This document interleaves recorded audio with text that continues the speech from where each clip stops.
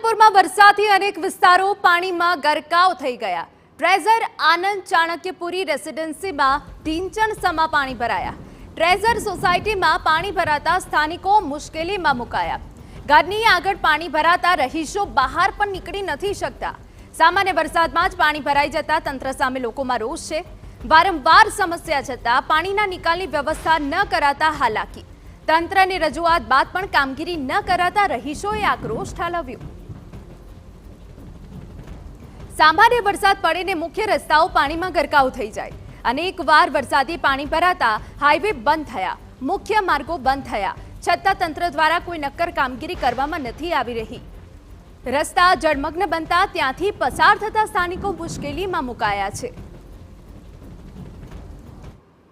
સવારથી જ પાલનપુરમાં ભારે વરસાદને કારણે અનેક નીચાણવાળા વિસ્તારોમાં પાણી તો ભરાયા છે, સાથે સાથે અનેક જે સોસાયટીઓ છે તેમાં પણ ઢીંચણસમા પાણી ભરાયા છે। જે પ્રકારે બનાસડેરી રોડ પર આવેલી ટ્રેઝર રેસિડેન્સી છે અને આ રેસિડેન્સીમાં ઘૂંટણસમા પાણી ભરાયા છે। એટલે કે ઘૂંટણસમા પાણી ભરાવાને કારણે જે લોકો છે તેઓને ઘરની બહાર પણ નીકળવાનું મુશ્કેલ બન્યું છે। જે પ્રકારે અહીંયા પાલનપુરમાં 3 ઇંચ જેટલો વરસાદ થયો છે અને પાણી ભરાતા મુશ્કેલીમાં વધારો થયો છે।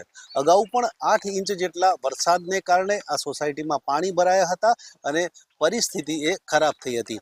ત્યારે આ જે લોકો છે અત્યારે તો જે પાણીમાં જે ઊભા રહેવા માટે મજબૂર બન્યા છે, વેપાર ધંધે જઈ શકતા નથી, બાળકોને પણ શાળામાં જવા તકલીફ પડે છે। ત્યારે વાત કરીશું સોસાયટીના રહીશો સાથે।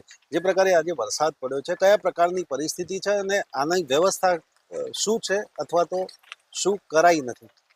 અહીંયા પાણી ઢીંચણસમા ભરાણા છે ટ્રેઝર રેસિડેન્સી પાલનપુરમાં।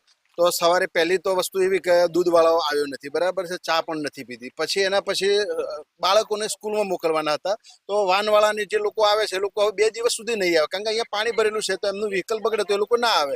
અને અમારે પણ બાળકોને સ્કૂલમાં મોકલવા તો કઈ રીતે, પાણી ભરેલું છે તો કઈ એમને બીજી સાઈડ મૂકવા તો કઈ રીતે મૂકી શકીએ, એના માટે કોઈ વ્યવસ્થા નથી।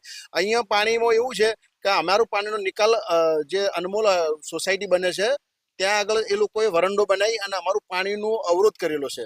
પાણી બિલકુલ રોકી દીધું છે, બરાબર છે। અને ખરેખરથી અમે નગરપાલિકાને પણ મળ્યા હતા, ચીફ ઓફિસર સાહેબ શ્રી પટેલ સાહેબ હતા એ વખતે એમને મળ્યા હતા, કલેક્ટર સાહેબ જે હતા એમને બી મળ્યા હતા, નગરપાલિકાના પ્રમુખશ્રીને મળેલા હતા, પણ છતાં એમને કોઈ અમારું વાતનું ધ્યાન ના લીધું। અને તો કે હવે જે થશે થઈ જશે એવી એમને અમને કીધું કે કરી દઈશું, પણ એનો 1 વર્ષ થતો હજુ સુધી કશું થયું નથી। પછી નગરપાલિકાના કોર્પોરેટર શ્રી બેન આવ્યા હતા, તો બેનને પણ એમને સહકાર આપીને એક વખતે તો ગઈ વખતે વરસાદ આવ્યો વખતે એમને ફાઇટર મશીન મોકલ્યા હતા અને એના કારણે અમારા પાણીનો નિકાલ થઈ ગયો હતો। તો એ વખતે તો એમને કામ સારું કર્યું હતું, બરાબર છે।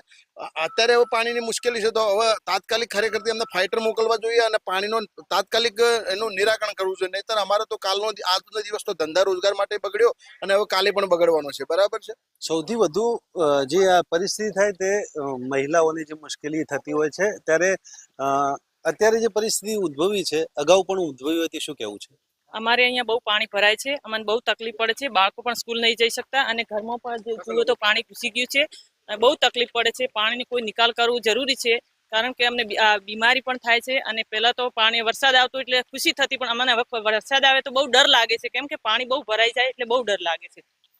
જે વરસાદના પાણી છે એ સોસાયટીઓમાં ઘરોમાં પણ ઘૂસી જતા હોય છે અને જે ઘરોમાં પાણી ઘૂસી જવાને કારણે મુશ્કેલીઓ પણ પડતી હોય છે, શું કહેવું છે? हमारी टीचर सोसाइटी में नगरपालिका बહુ સહાયતા આપી નાખે। અમારા છોકરા બાળકો સ્કૂલ પણ જઈ શકતા નથી, કેવી રીતે જવું એની વ્યવસ્થા ગોઠવી આપે। નગરપાલિકાના આડેધડ જે બાંધકામની પરવાનગી છે, પાણી નિકાલની વ્યવસ્થા નથી, વેરા તગડા લે છે, પરંતુ લોકોને જે પ્રકારે વ્યવસ્થા આપવી જોઈએ તે પાલિકા આપી શકતી નથી અને આ તમામ પરિસ્થિતિ નગરપાલિકાની આડેધડ બાંધકામની મંજૂરીને કારણે ઊભી થઈ છે। લોકો 1 વર્ષથી રજૂઆત કરી રહ્યા છે, પરંતુ પાલિકાનું જે પાણી છે અથવા તો જે પાલિકાનું તંત્ર છે તે હરફ સુદ્ધા ઉચ્ચારતું નથી અને લોકોને મુશ્કેલીમાં મૂકી રહ્યું છે। અતુલ ત્રિવેદી, TV9 બનાસકાંઠા।